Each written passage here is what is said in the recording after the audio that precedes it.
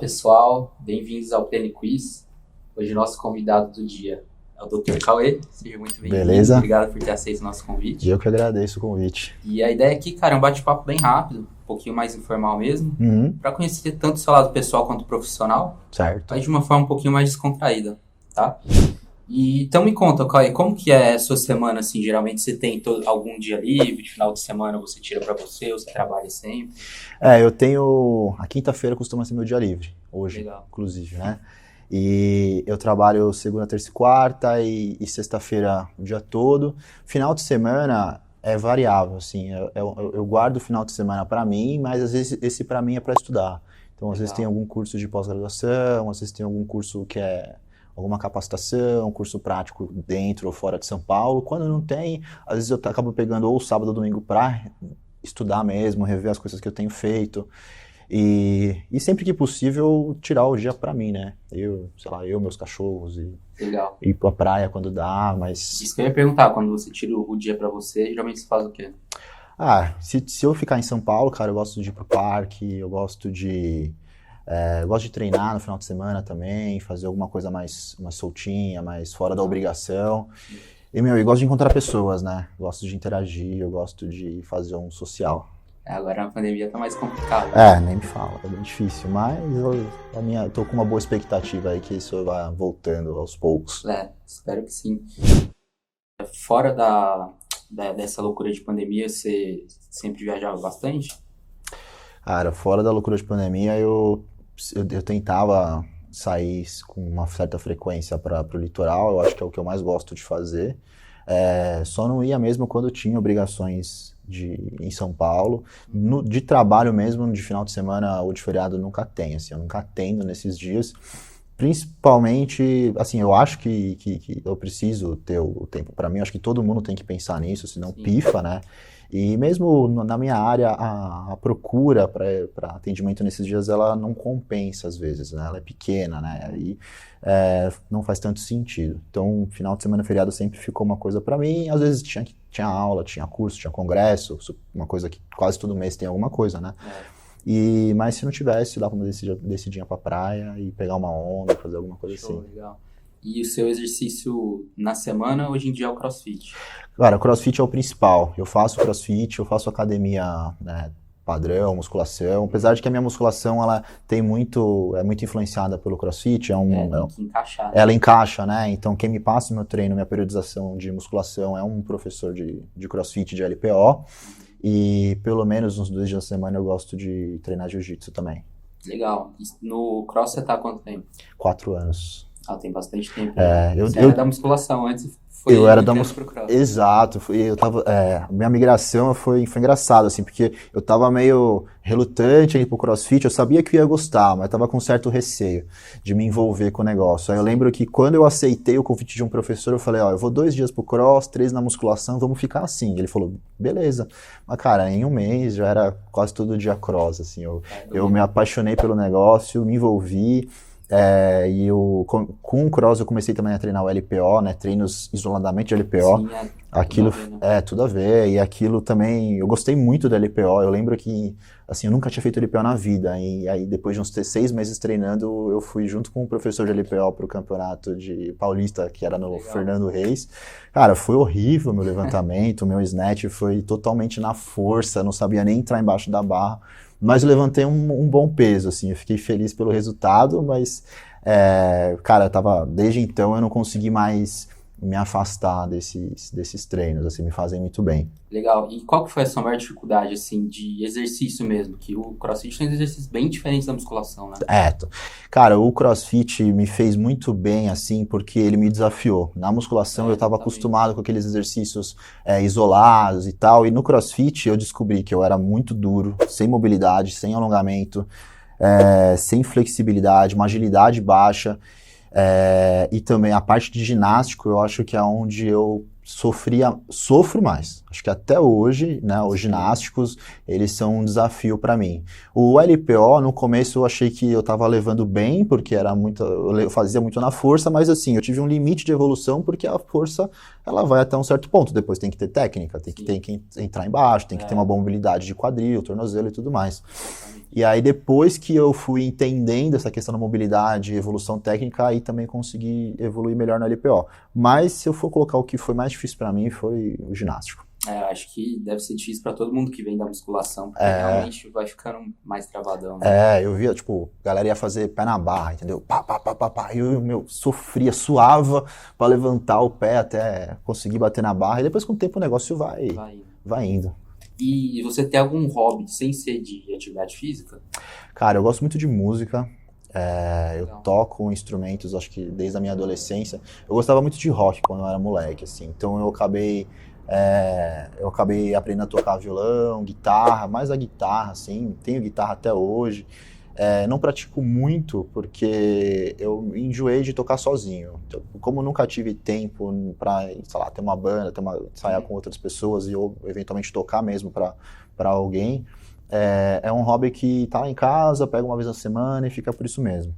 Eu gosto muito de música eletrônica também, então eu tenho em casa um setup, 2 toca-discos, né, de vinil, um mixer. Isso é uma coisa que eu faço com mais frequência. Quando tinha a possibilidade de aglomerar um pouquinho mais, assim, tipo, em pessoas conhecidas eu sempre tocava. E provavelmente eu vou continuar fazendo isso quando tiver novas aglomerações. Legal. Reza a lenda aqui na Plenitude que eu e o Renatinho vamos aprender violão ainda. Ah, é? É. Então, quando a gente Não, a aprender, gente pode vamos- tocar junto, então, fechou. Exatamente. Mas Fechou. espera uns mesinhos ainda que a gente não sabe nada. Vamos programar isso aí. Não, eu vou ensaiando também e aí beleza, a gente faz um trio. Vamos fazer. Pergunta aleatória agora. É. Aproveitando que geralmente quem entra nessa dieta vegetariana tem conhecimento muito legal de vários carboidratos diferentes, várias fontes de proteínas diferentes, né? Se você tivesse que escolher uma fonte de carboidrato só para você comer o resto da vida, um alimento, qual que você escolheria? Que pergunta difícil. Um alimento ou uma classe de alimento? Um alimento referente ao carboidrato. Mas, por exemplo, eu posso responder fruta ou eu tenho que escolher uma fruta? Tem que escolher o alimento. Pô, se pá manga, hein? Viver de manga, né? Eu acho que eu ia viver de manga. Se fosse uma proteína. Pô, a proteína... Feijão. Cara, eu gosto de feijão, hein? Difícil viver sem feijão. Pô, na verdade a gente podia trocar manga por arroz, eu vivia de arroz e feijão, tava bom. Foi uma solução boa. Mas se eu puder ter ali uma coisinha a mais, o arroz, feijão e a manga, tô feliz. E uma farofinha. Vive disso resto da vida. Vivo bem. E assim, você deve atender muita gente que tá tentando essa transição também, né? Pro vegano ou pro vegetariano. Uhum. Então, só pra gente finalizar, dá uma dica pro pessoal, com base nas dificuldades que você mais tem dos seus pacientes. Qual dica você daria pra eles, assim, irem se adaptando a essa nova... A esse novo padrão, né? Exatamente.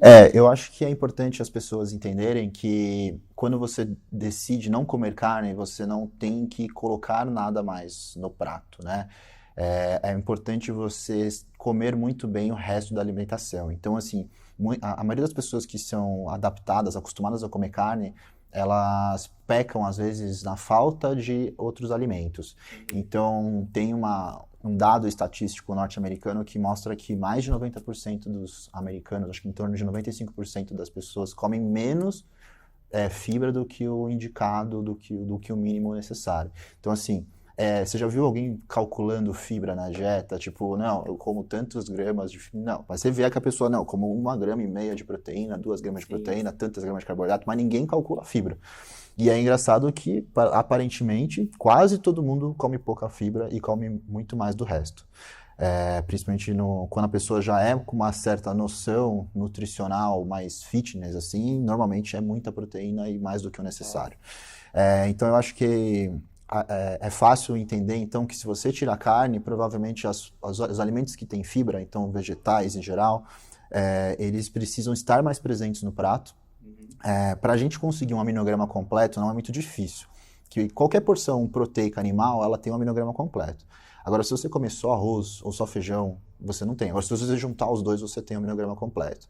Então, eu acho que é importante ter uma variabilidade de grãos e leguminosas. Então, a gente está falando aí de grão de bico, feijão, fava, lentilha, etc. Então, se tiver essa variabilidade, não tem erro, assim, você vai conseguir todos os aminoácidos necessários para o seu dia a dia. Atingir o aminograma em quantidade, tanto de proteína que você precisa num dia, também não é difícil, tá? Então, eu vejo muitas pessoas falando, eu queria fazer a dieta vegetariana, mas acho os suplementos veganos, né, as proteínas veganas muito caras e eu sei que eu preciso tomar. Não precisa, né? A suplementação proteica, tanto num padrão onívoro quanto no padrão vegetariano, para quem não é um atleta profissional de alta performance, é muito mais uma praticidade do que uma necessidade. Então, assim, acho que as pessoas têm que desapegar um pouco da ideia de que precisa de suplemento, porque dá para fazer isso numa boa nutrição. Também tem um conceito equivocado de que uma dieta vegetariana ou vegana é mais cara. Por quê? Porque as pessoas acham que elas precisam aqui daqueles industrializados, pouco processados, mas industrializados que são para vegetariano e vegano.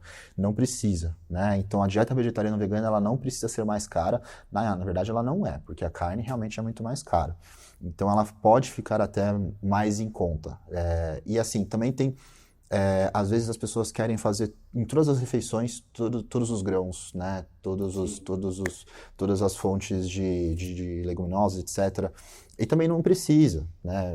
Ao longo do dia você tem que ter uma boa variabilidade, ao longo da semana também não. Você pode ter a mesma refeição que foi almoço e jantar, sem grandes problemas. E pensar nessa variabilidade ao longo dos dias, né? Preciso pôr feijão, preciso pôr grão de bico, preciso pôr uma fonte de X ali de proteína. Senão fica até mais difícil. Né? Senão fica mais difícil, até para preparar tudo isso é muito mais complicado. E outra coisa, eu acho que isso talvez seja o mais importante, esquecer o conceito do alimento como um macronutriente isolado. Então, assim, a carne, ela não é proteína. A carne é proteína e gordura. Eventualmente, ela é mais gordura que proteína, né? E, eventualmente, uma carne considerada saudável, tipo um peixe, ele é mais gordura que proteína. O peixe, o salmão ali, bate 60% de gordura. Então, esquecer essa ideia de que um alimento é um macro. Um alimento, eles são várias coisas envolvidas. Então, proteína, gordura, vitamina, mineral e antioxidante e por aí vai.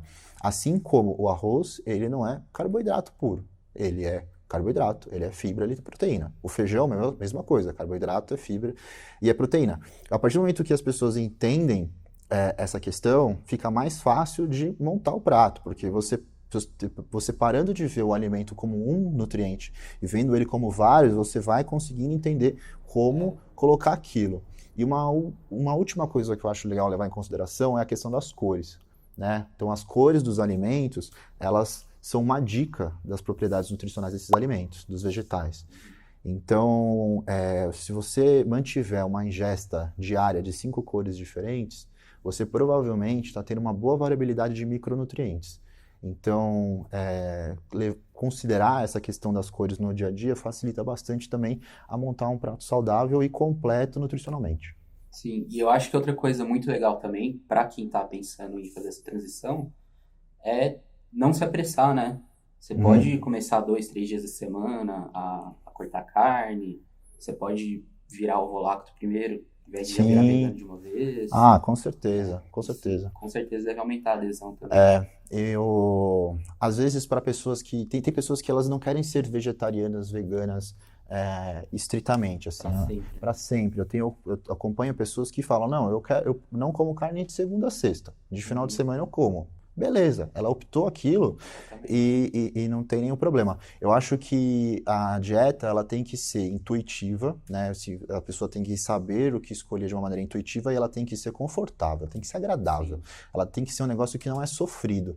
Então é isso, o radicalismo, às vezes, de virar vegano do dia para a noite, vai causar mais um transtorno do que uma ajuda e vai fazer o quê? A pessoa pode acabar abandonando. É o que eu vejo acontecer muitas vezes. A pessoa abandona a ideia porque ela quis fazer tudo de uma vez e não deu certo. Então, eu acho que programar essas mudanças é muito importante. Então, assim, pode ser comer de segunda a sexta uma alimentação vegetariana, pode ser, eu conheço pessoas que fazem do tipo, uma refeição do dia tem carne e as outras não tem. Tá? Às vezes 3 vezes na semana tem carne, nas outras refeições Não tem, perfeitamente possível, entendeu? O importante é ter essa consciência de que você não precisa muito da carne, porque também as pessoas ficam muito preocupadas, né? Tirou a carne, acabou, fudeu, vou ficar anêmico. Como você falou, né? O cara viu o prato sem carne, cadê minha proteína? Né? Cadê a proteína? E assim, calma, os outros alimentos têm proteína. Então, assim, se a alimentação for uma alimentação com alimentos íntegros, né, com alimentos que são como eles vêm da natureza, eles estão vindo com muito nutriente. E uma coisa que as pessoas não levam em consideração é que a gente tem um perfil fisiológico, morfológico, muito mais semelhante de um primata que de um leão. Os primatas, eles se alimentam 95% de vegetal. Então, por que a gente precisaria se alimentar com muita carne? Então, se levar esses conceitos assim, fica mais fácil de entender que a nossa demanda não é tão grande pela proteína animal como as pessoas acham que ela é. Perfeito. Certo? Muito obrigado, cara. Imagina. Valeu mesmo pelo bate-papo. Tamo junto. Galera, muito obrigado. Valeu. Se inscrevam no nosso canal aí e até a próxima.